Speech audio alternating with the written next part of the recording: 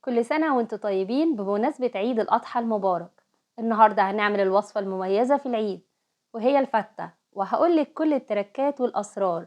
بس تابعي معايا الفيديو للآخر عشان تشوفي ازاي الرز يطلع معاكي طعمه رهيب، والصلصة تجنن، واللحمة تكون طرية، والشوربة كمان طعمها ولونها حلو. أول خطوة معانا هنبدأ بسلق اللحمة، لأن شوربتها هتكون المكون الرئيسي في الوصفة. وهنا هقولك ازاي اللحمة تطلع معاكي مظبوطة وشربتها تجنن. هننزل باللحمة على معلقة كبيرة من السمنة، هنديها صدمة في الأول لحد ما لونها يتغير. فكرة الصدمة عشان اللحمة تحتفظ بعصارتها، وده هيخلي اللحمة طرية والشوربة تطلع حلوة. وبعدين هنشوح اللحمة مع حبهان وورق لورا وفلفل أسمر حب ورشة كبيرة من بهارات اللحمة. وبعد كده هنزل بالخضار متقطع، اللي هو جزر وبصل وطماطم وكرفس. الكرفس بيدي طعم وريحة للشوربة رهيبة، ما بستغناش عنه في شوربة الفراخ أو اللحمة.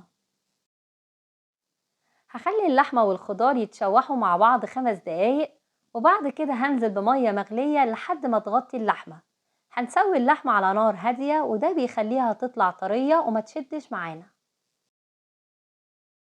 تاني خطوة هحضر عيش الفتة. العيش اللي هنستخدمه هو عيش بلدي، لو مش متواجد ممكن شامي، لكن الأفضل والأصح هو البلدي. يفضل يا جماعة نقطع العيش بالمقص أو بالسكينة، عشان العيش يطلع شكله حلو ومترتب كده، وكمان يكون مربعات متساوية في الحجم على قد ما نقدر.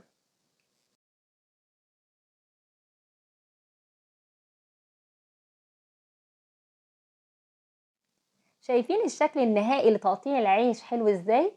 هبدأ أصب عليهم بقى معلقة كبيرة من الزبدة أو السمنة، وهحمصه ممكن في الاير فراير أو في طاسة على البوتاجاز من فوق، أو في الفرن زي ما تفضلي.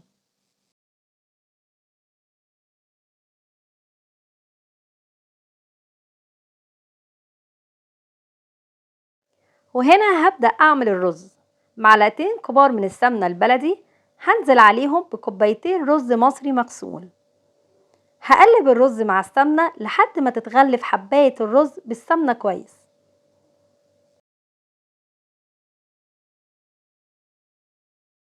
هشوح الرز مع حبهان وورق لورا، ممكن تستخدميهم مطحونين. اللي انتوا شايفينه ده البصل المسلوق مع اللحمة، هنزله مع الرز، هيدوب زي الزبدة وهيفرق في طعم الرز قوي. جربيه بس ومش هتستغني عنه في إضافته للرز.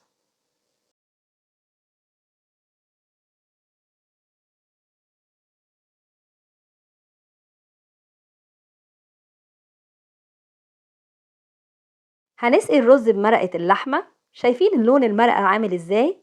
هنغطي الرز بالمرقة، وهنظبط الملح، وهنهدي النار لحد ما الرز يستوي.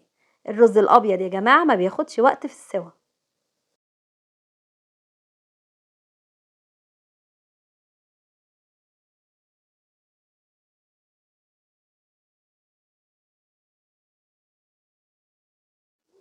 الخطوة اللي عليها الدور دلوقتي هي صلصة الفتة.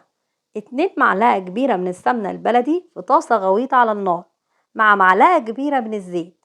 اللي في الطبق ده راس توم كبيرة مفروم فرم ناعم، هنسيبه لحد ما التوم يظهر ريحته. سوى التوم هي ظهور ريحته.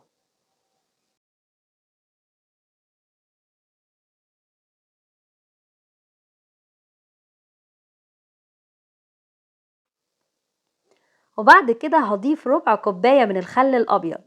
بمجرد ما بتنزلي الخل كده هتشم ريحة الفتة خلاص. هسيب التوم مع الخل على النار لمدة دقيقة.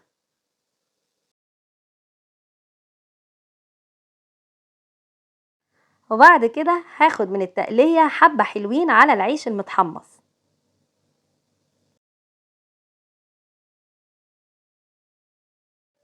هقلب العيش المتحمص مع التقلية، وبعد كده هكمل صلصة الفتة. باقي التقلية هضيف عليهم كوباية كبيرة من صلصة الطماطم، وكبشتين من مرقة اللحمة.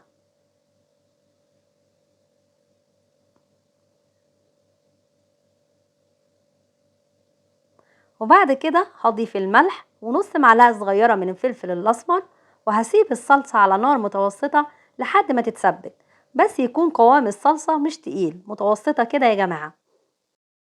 وهنا الخطوة الأخيرة ودي أفضلها أثناء تقديم الفتة، وهي تحمير اللحمة. هحمرها مع معلقة كبيرة من الزبدة أو السمنة لحد ما تاخد لون حلو. هنا بقى الغرف، الخطوة دي أنا بحبها لأن بحس إن أنا بعمل لوحة فنية. أول حاجة في الطبق بحط العيش المحمص وهسقيه بحبة من الشوربة السخنة. أنا بحب العيش يكون مقرمش كده وكريسبي شوية، لكن لو عايزاه طري زودي شوية من الشوربة زي ما تحبي. بعد كده ضفت الرز السخن، بجد الرز طالع مفلفل ولونه وريحته وهم.